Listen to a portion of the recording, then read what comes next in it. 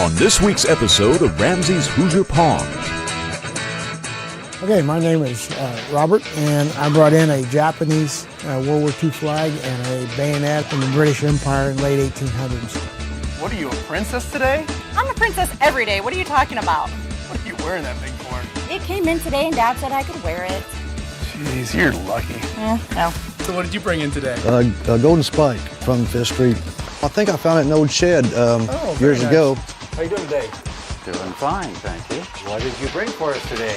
Well, this is an 1886 Springfield rifle, Civil War era. Look at this, Corey. Look. Oh my gosh, I thought you were joking about that. No, I told you I was a cowgirl. I had my little skirt and my little vest.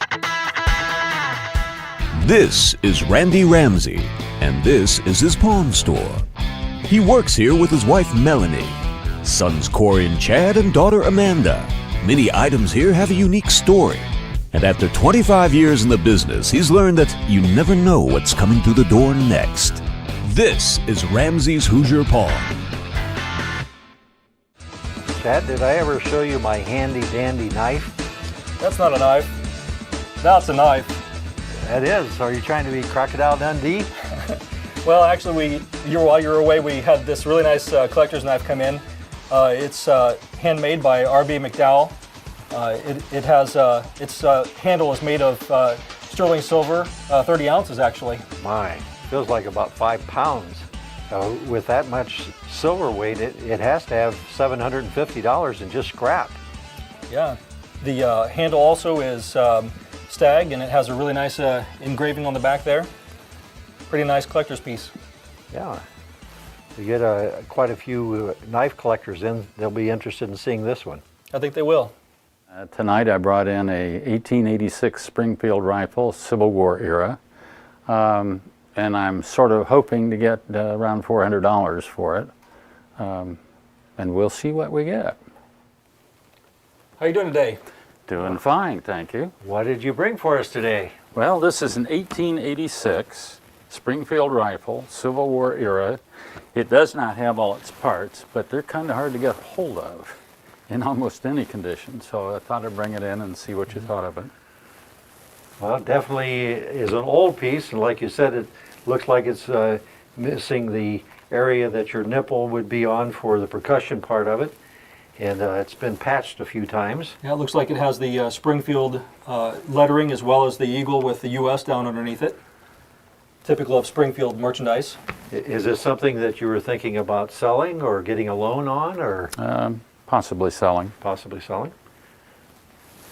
Well, the research I've found out on a lot of these, and we've had some in the past, the Springfields came out with the flintlocks, and then eventually they came out with the cap and ball like this, and a lot of them were converted over to be what's called a trapdoor, and this is before the trapdoor version.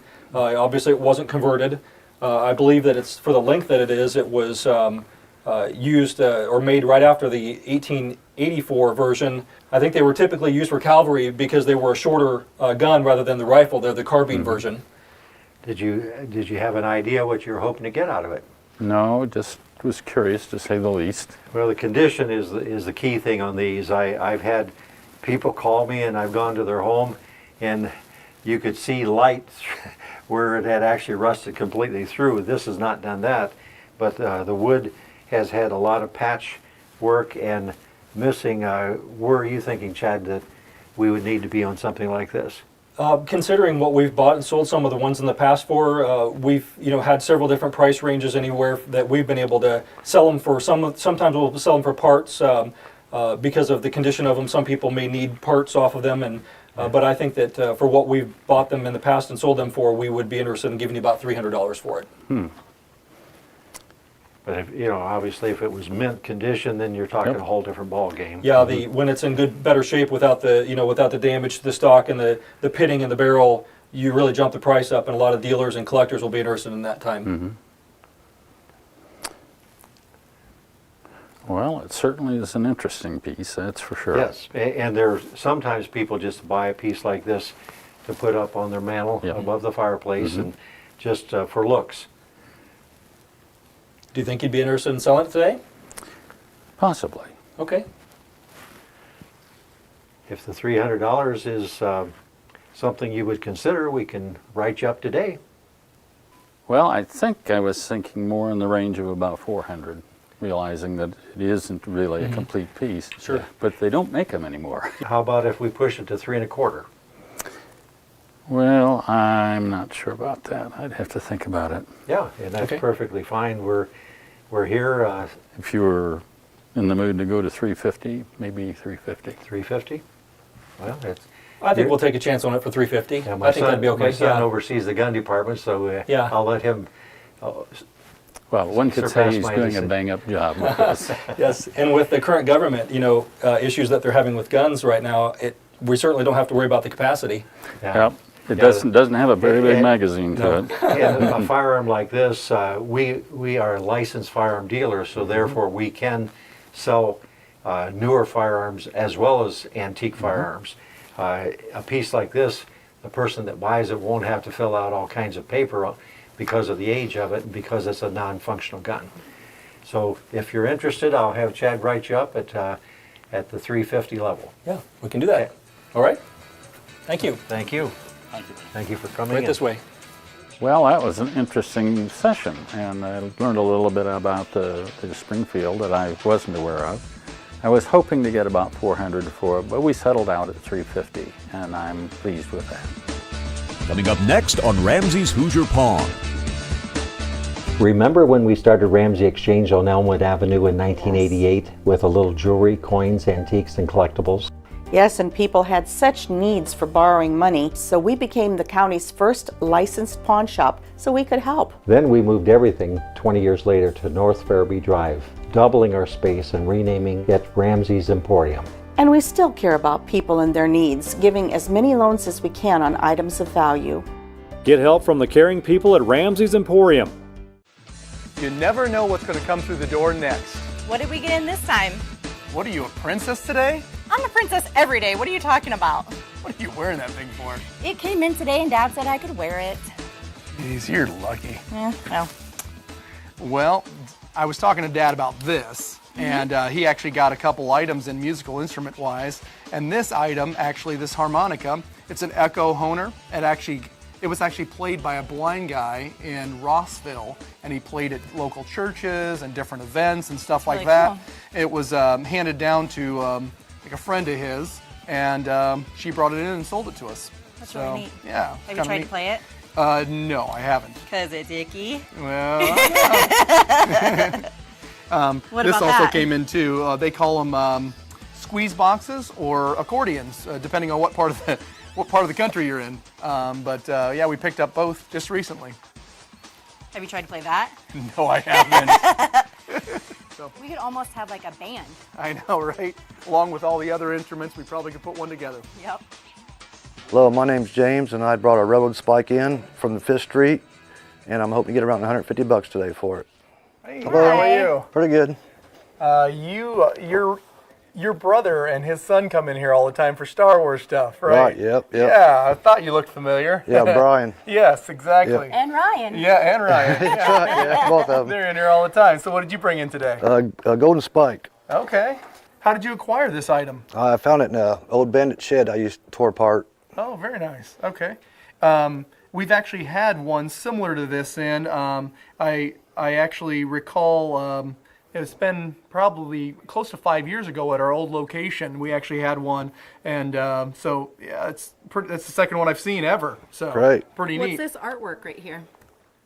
Let's see here. It looks like a local artist, Rick Moon, did the print here, and it looks like it's a limited edition of 500, 155 of 500, and he pencil signed it. Right. So it looks like he did an etching of some sorts. He said it's a lithograph. Lithograph. Okay, great. And then so did the print there. Pretty neat. So this actually says it came out of the 5th Street, Lafayette, Indiana, from the Monon Railroad, which is one of the local ones that came through back Right, in the yeah. day. Very neat. Are you thinking that you want to do a loan on it or sell it, or what were you thinking about today? Probably just sell it. Sell it outright? Do you have any idea what you're thinking you wanted to get out of it? Around 150. 150? Okay. Well, thinking back to what we had on the old one, it definitely has some local interest for sure. Not only with the local artist, but with the railroad spike coming out of our local area, Right, which is right. a lot of people are after Monon stuff. We get some of the oil cans in and some of the brakeman's caps and things like that. So a lot of stuff comes in that route. There was a lot of these railroad nails that got pulled up, but because of it having some documentation showing it coming out of the 5th Street, that makes it a little bit more interesting to us. Right. If you just looked up railroad nails from around the area, you could probably pick them up in the $1 to $20 range. Now, the other thing that's neat about this, as I was doing a quick look there, it looks like it's actually been plated in 24 karat gold, which Right. very thin layering, but still kind of neat Right. as a presentation piece.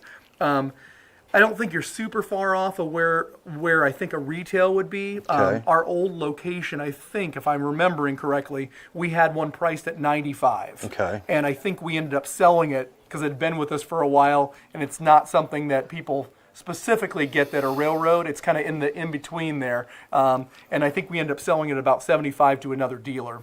Okay. Based off of what I've had them in the past, I think I'd probably want to be about 50 cash or about 75 on a trade if you wanted to get something in-house. Oh, yeah? Which I don't Like know if another you're... wrestling belt? Yeah, For your family Yeah, member? that's right. You did buy those 2 Yeah. wrestling belts we had. Sure in. did, yep. Or we could apply it towards that chair. Yeah, we could you've do been that looking too. at. Yeah. Yep. But anyway, I'd be a little stronger that route. So 50 cash or 75 trade, and that's just basing off of what we sold our Right. last one at. Okay. So I don't know if that's something that you think you'd want to do today, or if you need to think about it. Well, I'm strapped for cash today, so I mean I can sell it for cash today. Okay, great. Well, if you I'll want go to sell it ahead at and ring 50, you up. we'll get her to Okay. ring you up, and she'll take care of you. Okay. All right. go. Thank you Alrighty. so much. Yeah.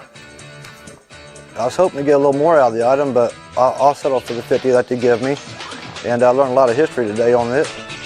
Coming up next, this is Randy Ramsey, and this is Ramz'S Emporium. He works here with his sons Corey and Chad. You never know what's coming through the door next.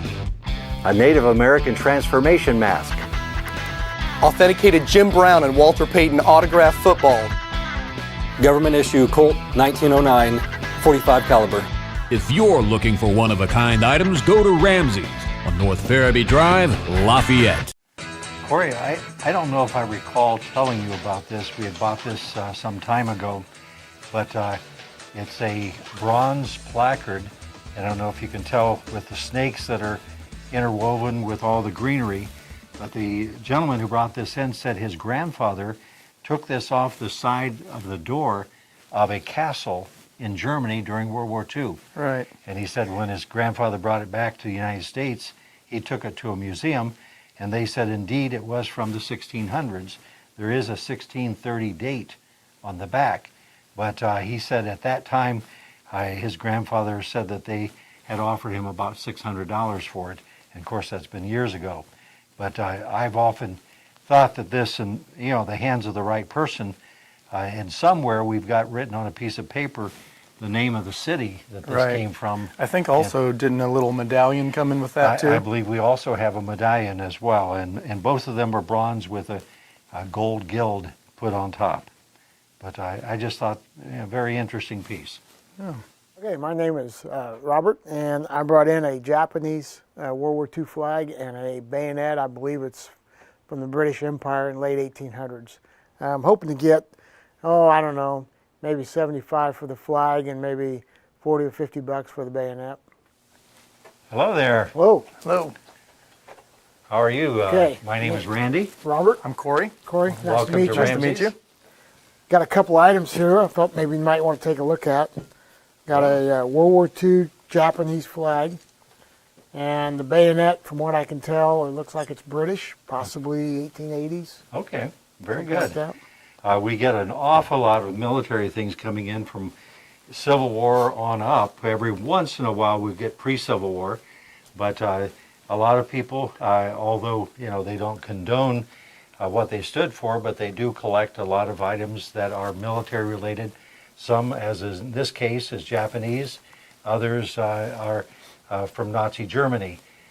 We even had a couple of ladies come in collecting black memorabilia And initially we thought that might be offensive, but there are people that collect all kinds of things Absolutely. that we don't necessarily approve of what the issues were all about or what they stood for. But what can you tell us about these? Where did you come by them? Well, the Japanese flag I actually bought on a military show. I'm somewhat Oh. of a living historian, reenactor, Oh, and very good. I do World War II reenacting, and I thought that looked good in my war room, and my war room's getting too big. Oh, wow. I mean, there's too much stuff much in stuff. the room. So The room's not big enough. Are you saying we may see you again You sometime? may, you may, yeah. And Yeah. the bayonet I came across, somebody gave it to me, and Yeah, this style was actually used from Civil War, well, even the Revolutionary War had a similar style, but Right. they used it up through Civil War and into World War I and even Spanish-American War. So, Right.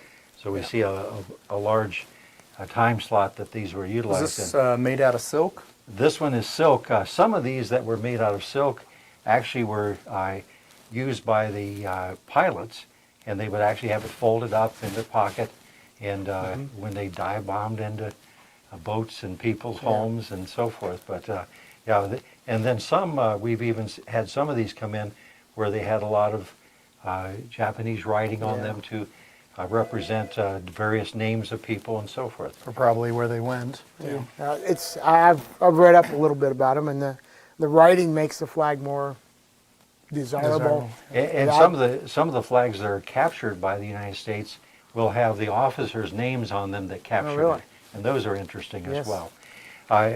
As you're coming in today, are you thinking in terms of selling these or getting a loan on them? No, I think I'm going to sell them. Oh, okay. Yeah, I'd like to anyway. What kind of price range are you hoping for? Well, I was thinking about 75 for the flag, maybe 30 or 40 for the bayonet, something like that. Doesn't sound unreasonable. I don't know if I mentioned this before, but we had a lady come in with a Nazi German dagger in a display box, and I asked her what she was hoping for, and she said she was hoping for about $300, and I said, that doesn't sound unreasonable. I just accidentally picked up the cotton, and there were $400 bills laying under it. Oh, I my said, goodness. sure, I'll give you the 300, and then I showed her, but she was Wow. very happy to walk away with 700. There's no hidden things in there. Nothing, So, no. nothing hidden on that. So. Well, maybe there's something. Yeah. I Not a whole lot of hiding just spaces. with the number of these that I've received before, I don't think you're out of the ballpark at all. I would offer you $100 for the pair of these, which would average it out about 50 apiece. Well, yeah, I guess that sounds fair enough. Yeah, Okay. I can do that. All right, I All right. appreciate that, and we're just happy that you came in. And if you decide to sell some of your other collectibles, you'll know where we are. Yep, If sure you will. thin the room out a little Thin bit the room more. out a little bit, yeah. I'm going to have Corey write you up. We'll need your driver's license and get that taken care of for you. Okay, sounds good. Thank All you right, very thank much. Take care of you. All right. Thanks. All right. Well, I didn't get exactly what I wanted, but that's probably a fair price. I didn't give that much for the bayonet, so probably equaled itself out. I'm pretty happy with what happened here. Coming up next on Ramsey's Hoosier Pawn. This is Randy Ramsey, and this is Ramsey's Emporium. He works here with his wife Melanie and his daughter Amanda. You never know what's coming through the door next. Turn of the century 14 karat white gold filigree diamond and sapphire bracelet. A lady's antique bracelet with rose-cut diamonds. A beautiful freshwater pearl necklace. If you're looking for one-of-a-kind items, go to Ramsey's on North Farabee Drive in Lafayette. Well, look at you cleaning. I know I never have time for this, do I? Too busy with everything else. Well, I think nobody has time for cleaning around this place. Look at this, Corey. Look, look, look. Oh my gosh, I thought you were joking about that. No, I told you I was a cowgirl. The kids in the neighborhood always wanted me to come and play cowboys with them, and I had my little skirt and my little vest, and I had my cowboy hat and my boots. I had my holster. Remember when you were talking about the holsters, Yes, the toy guns the other yeah. day? I told you I did. Now I found it. Is this how you lassoed Dad? Oh, you better believe it. I was a little bit young for that, though. You see, I I just was mean very like young. you were I could never practicing wear for this. later days. Well, I probably was, but yeah, I mean, that was just a fun thing, that a fond memory that I have of my childhood when That was the big thing. We were either going to play baseball or we were going to play cowboys. If you can get that on, I'll get the horse ready for you. Ah, you're joking. It's crazy, man. What do you have here, Randy? Actually, these are hard for us to get in because they did up books like this for all the states, and these are rosters of individuals, names, and all the information about who was involved in the Civil War. Oh my But this word. set Wow. is just on Indiana. Oh, I didn't know So that. it's interesting to find them at all, and then to be able to get for Indiana. Oh my gosh. Oh my gosh, look at all the names. Yeah, we just, I think we got 6 different ones this time, and this is not even a complete set for the state of Indiana. Now, this is unaccounted for. Does that mean that they never found them?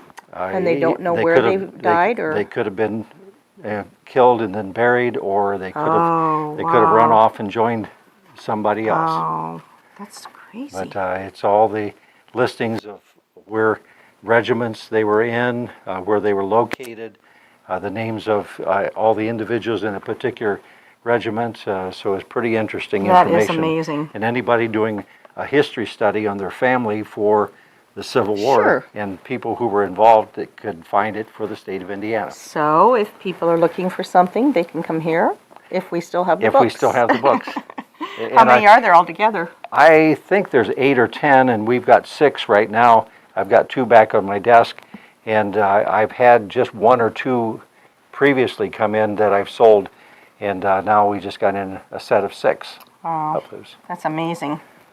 I'm Porter. I brought in a document today.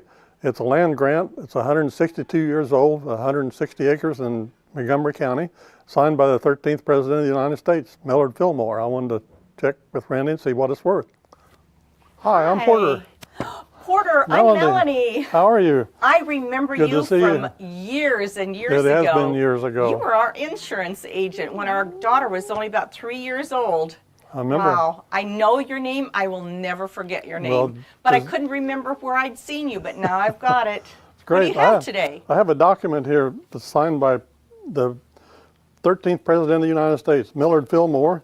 It's given to a Civil War soldier, 160 acres in Montgomery County, and down at Crawfordsville Courthouse has it recorded. It's You know what? 162 years old. Before you go any further, I think I need my husband's assistance. So let me call him in here because I think he probably has a lot more knowledge about this than I do. That'd Just be a great. minute. Randy, could you come here a minute? I think I'll need your help on this. Sure. What can I help you with? Do you remember Porter Paris? He was our Yes, insurance I agent do. Hi, Randy. many years Hi. ago, and Good to he's see you brought in again. Yes, good to see something you. that I think that you might be able to tell us about. Yeah, this is, it's amazing how many land grants we get coming in. Let me put on my glasses for this one Okay. here. I'm going to trade you places so you can look at it a little It's bit better. 162 years old, Let me, signed by the 13th President of the United States, Millard Fillmore, and it's recorded at the courthouse in Crawfordsville, Indiana. I get an awful lot of these coming in recorded at the in Crawfordsville. It's over 162 years old to record them, but it's locked up in the basement. They said if anything's over 100 years old, they don't keep them current. Okay. Wow. Yeah, And this is definitely an authentic document from the time period. The only difficulty that we find, and I've had examples, several varieties of them, where they'll have a president's name and then they'll have a secretary's name. And I even had a situation where the secretary was the son of the president, and he signed almost all of his that happens father's quite a bit, yes. documents. And that does happen, but there are many documents that are actually signed by a You know, president. the President Fillmore wasn't very popular, so his signature's not worth that much. Yep. He was of the Whig Party. He never had a vice president. Wow. He served from 1850 to 1853. Oh, okay. And why he didn't have a vice president, I don't know. We didn't have a Secretary of State, and we had Secretary of State, but no Speaker of the House. I don't know who would have been president if he hadn't made it through. Now, where did you come by this? I found it in a booklet that I had got it in school.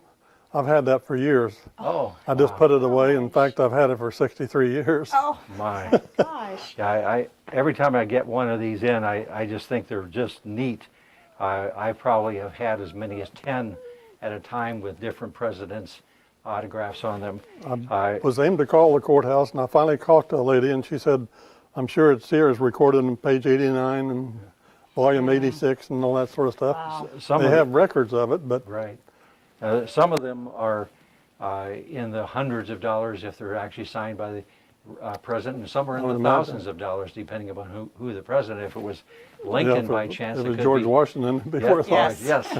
Fillmore, he didn't do too much. He got, no. After he messed up in the Civil War, they disbanded the Whig Party. So okay. They ought to disband a couple other parties, I think, the way we're doing. Anyway, that's a different story. Were you thinking about selling this or getting a loan on it? Or? No, I don't need a loan. Okay. I'd like maybe somebody what kind of money were could you purchase hoping to from get you. out of it? We looked it up on, if it's his signature, my grandson looked it up and they'd run it for like $1,200–1,400. Okay, yeah, and that's even high for this particular president if it was done by him. He's not very famous. That's Let for me, sure. if you've got just a few moments, Sure, let me step back because I'm suspicious that this may not be by him because it's signed with the President Fillmore and then it says by and it has the secretary's name right under it. So let me check into that. Good indication. Yes, let me check into that if you've got a moment. Thank you. Okay, just a moment, I'll be back. Well, I've got a little bit of disappointing news for you. Like I said, it's worth a lot more. Well, it is an authentic document, but it's something that we would probably only, since it is done by a secretary, we would only offer about $75 and probably sell it for maybe $125.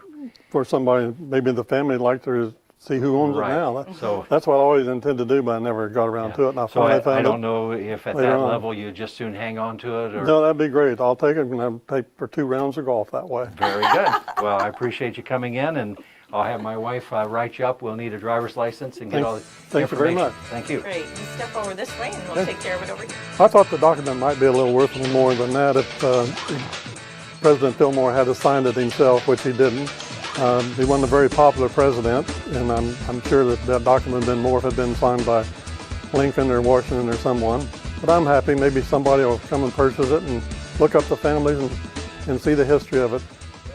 Hi, I'm Dave. I was in a couple weeks ago and Randy gave me an offer on a painting, and I've thought it over and checked, and I think maybe I'm going to come in and take Randy's offer, and I'll sell that today. Well, hi, Dave. Hi, Randy. What are you up to today? Well, I brought my painting back in. You had made me an offer $3,000, and I believe I'm going to accept that, and I hope that you get as much enjoyment from this as I did. We'll enjoy it until someone comes along that likes it more than we do. Very good. Thanks again. I'll have Harmony step up here and ring you up. Thank I can you. take you right over here. Thank you. On next week's episode of Ramz'S Hoosier Pawn. Welcome. We have a piece of art that came in and wanted to get a little information from you about this. Yeah, just based upon what we've been able to find out, I'm thinking we'd want to be in the $300 to $350 range. Oh boy, I'd sure like to get around 600, but it's a piece of Nazi memorabilia that my uncle brought back from World War II.